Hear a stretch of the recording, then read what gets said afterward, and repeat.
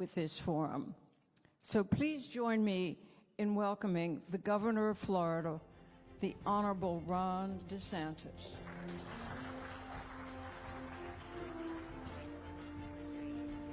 Oh, thanks so much. Great. Good to see you all. Thank you. Please have a seat.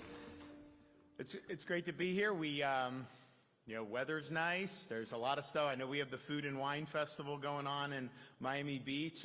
This is a very busy time of year to be in, particularly in South Florida. And the traffic validates that, because I landed, in the airport, and it took me almost an hour to go 9 miles. But here we are, and we're happy to be here.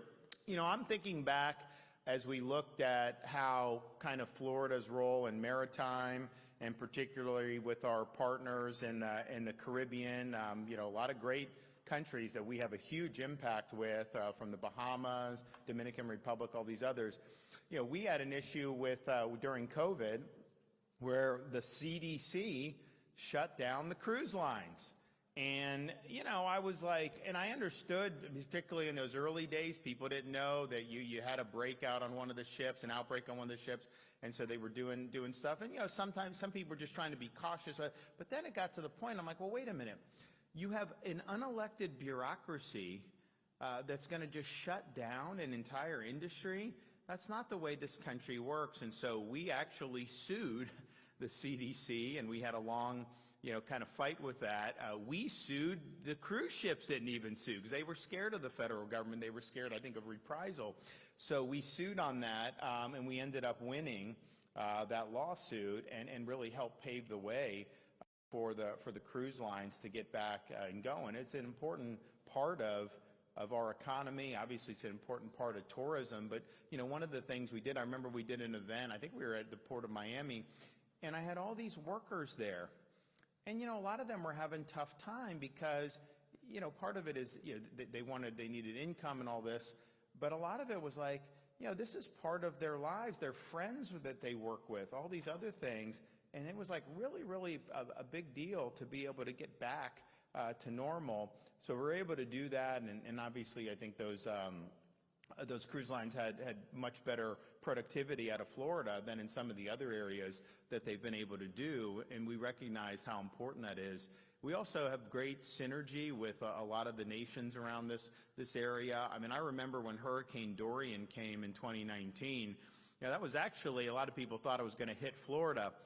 So we did a lot of preparations. I mean, like that was my first year as governor, and so we had instituted some changes in terms of how we respond to storms. And one of the things is working with all the utilities to pre-stage these trucks so that when the storm passes, you can reconnect and get people up on their feet with the electricity and everything like that, gas, all the things, all the essentials. So we were doing all that, and we were preparing, and it's kind of coming towards the peninsula of Florida. But I also looked at all the storms that had ever come that way since 1851. They have them plotted, and I had my staff do that when I took office. And, I looked, and most of them do turn, and then they ride the coast. And so Florida haven't had very many storms actually make a direct impact north of like Palm Beach. I think there was one, like 1964 or something, Dora hit Jacksonville, but they tend to do that. Now, I was not going to say that publicly. So the minute I say it's going to turn and it doesn't, oh, the governor said not to worry about it. But I'm thinking we're prepared. We don't know what's going to happen, and so we're assuming it's going to hit, but I also think it's probably going to turn. And I was telling people that privately, my staff, and I was like, I'm not going to say it publicly, don't worry, but I do think, because I just saw it so many times happen, and the curvature of Florida and all this stuff. So it ends up turning north, and so we had really no impact from Hurricane Dorian, and that got over 180 mile an hour sustained winds. It was a Category 5 storm, but the Bahamas, really, Marsh Harbor all the way into Freeport, and it was going very slowly over the Bahamas, so really punishing, and then they did that. But, there's a lot of Floridians that go there, they fish, they boat, they vacation, some of them have homes there, and so there was a lot of private support to be able to help folks in the Bahamas. And I mean, there was millions and millions and millions of dollars from Floridians that were put up towards that effort, to help the victims of Hurricane Dorian. And I remember getting in the I think the Coast Guard flew us around over that after the storm, and you're looking down, and I mean, man, it was some serious, serious damage, and I've been able to see how that's recovered over the years. Bahmanian time is not quite as fast as we do it in Florida. They do it a little slower. We take pride in really being very, very fast with everything we're doing, but they have recovered, and I've seen some of those areas since then, and I'm glad that. But, you know, there was a lot of Floridians who were involved in that. So our state is a great state to be kind of this gateway, partially because we're doing the things that you need to do as a state. We're doing it right. You know, there was some news recently about New York City putting out their budget, and I think they put out a budget, and they have 8 million people, budget's $130 billion proposal. You know, Florida, we have 23.5 million people, and our budget's $117 billion. And so it's like, well, wait a minute, why are you spending all that? And then the state of New York, they have twice the budget, more than twice the budget than we have in Florida, yet, you know, we have better roads and infrastructure, services.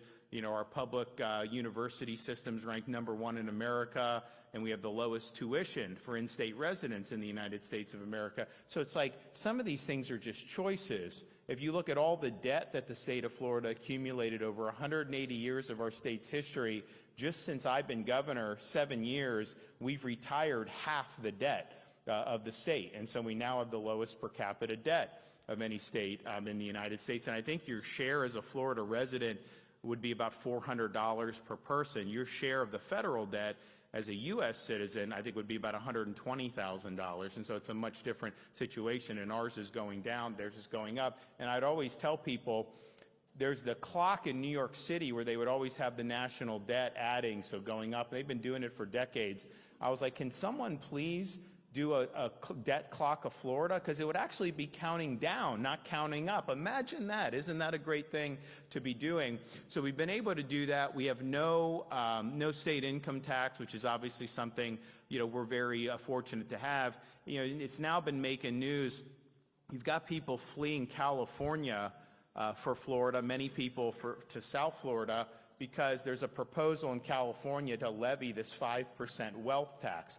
First of all, a wealth tax is bad policy because a lot of this stuff has already been taxed, and to the extent some of it hasn't been, it's basically an unrealized gain. So you going in and just taking 5% is not good policy, but you also have a provision that says whatever your voting rights are, they're going to impute that you own equity in that. Well, just imagine people that have founded companies, you know, maybe they own some, but their voting rights are a lot more. You're imputing massive amounts of money that they don't actually even own, but you're making them liable for the tax. So it's really an insane policy. It's caused a lot of people, you know, very significant people, to flee because I think they're really worried about what's going to happen. Maybe this doesn't end up passing, but when you have these referenda that you can put on the ballot, it's just a matter of time before something passes. And, you know, we're here in the 250th anniversary of the United States' founding. The founders declared independence. They listed the reasons. They sketched out the underlying rationale and the source of rights and all these, the famous Declaration of Independence and the language in there, which is very important. But it took them another decade to come up with a framework of government, writing a U.S. Constitution and getting that ratified. And if you read the founders, one of the things they were concerned about is, you know, they didn't want a monarchy. And they wanted government to rest on the consent of the people. But they didn't want your rights to just be decided by the bare majority of one popular vote in some referendum. They were very concerned about that. If 50% plus one can take property from others, then eventually this whole thing just goes asunder. And so I think part of the problem with California and why people leave, because they're concerned that if that's the way the government's operating, it's just a matter of time before they do a lot of dumb things. So you're now having people that are coming to Florida who've been very significant, and I think you've seen that very significantly in the last probably 2 months. You know, New York, people would say, you know, they elect this guy mayor, you know, have you seen a flood of people? I don't know that we necessarily have. It's obviously early in the tenure, and so as that happens, you may see. But I will say there's a lot of meat that's been taken off the bone. A lot of people have moved down here over the last 7 years, and we've probably had one of the most significant periods of in-migration that any state has had in American history. In fact, if you look at the income that has moved into Florida since I've been governor, that is more income, even adjusted for inflation, than has ever moved into an American state in the entire history of the Republic. That's a pretty significant thing to have happen. And the number 2 state over this period of time to us is Texas, but I think we're 3 or 4x what has moved in to Texas over the last 7 years. So that's really, really significant. And the way I view it is I'm not asking people to move here because, you know, some of my friends have been, man, we've got a lot of people that have come. Like, we don't need any more people. I'm agnostic about it. It's a free country. You can move where you want to move. You can do business where you want to do business. I'm not begging people at all to come. And honestly, having some moderation in that isn't the worst thing in the world from where we were a few years ago where so many people were flooding here. But be that as it may, it's a free country and people vote with their feet. And you see a very, very consistent trend of people leaving states that have high taxes, bad regulatory environment, bad approach to crime, too much homelessness, all these other things, moving to states, with Florida being the number 1, that take a different approach to all that. And that's likely to continue on some level for the foreseeable future. So all that being said, I think Florida is really a strong foundation from where you would want to have this gateway to the Caribbean. Obviously, we're really a gateway to the entire Western Hemisphere, particularly here in South Florida, and it's something that's going to continue to be an engine for years and years to come. I don't think there's been any state in the country that has been more supportive of investing in our seaports than we have here in the state of Florida. I mean, we've done really historic investment.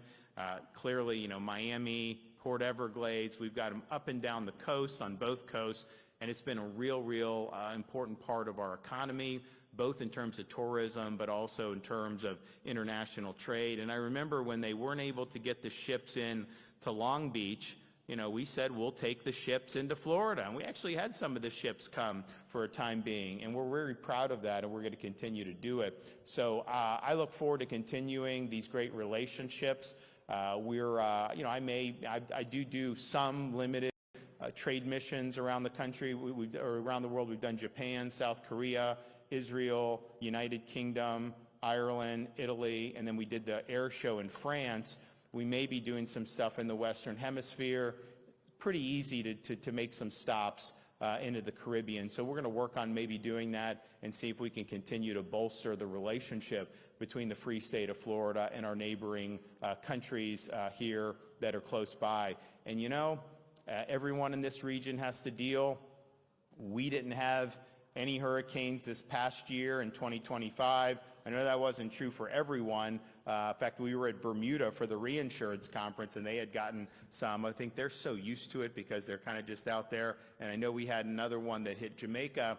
But Florida, you know, we didn't have one after having 3 hurricanes in 2024. And we had a 10-year period where we didn't have any storms hit the state from 2006 until 2016. I'm hoping that this is another one of those periods where we have a good trend of tranquil summers. We'll see what happens. We did have that. We're always very prepared for that, and we're going to continue to do it. But clearly, when you live in this part of the world, I think us and the neighboring countries really understand, you know, what's going on. So the sky's the limit for what we can do. We're going to continue doing the right things. We're going to continue getting things done.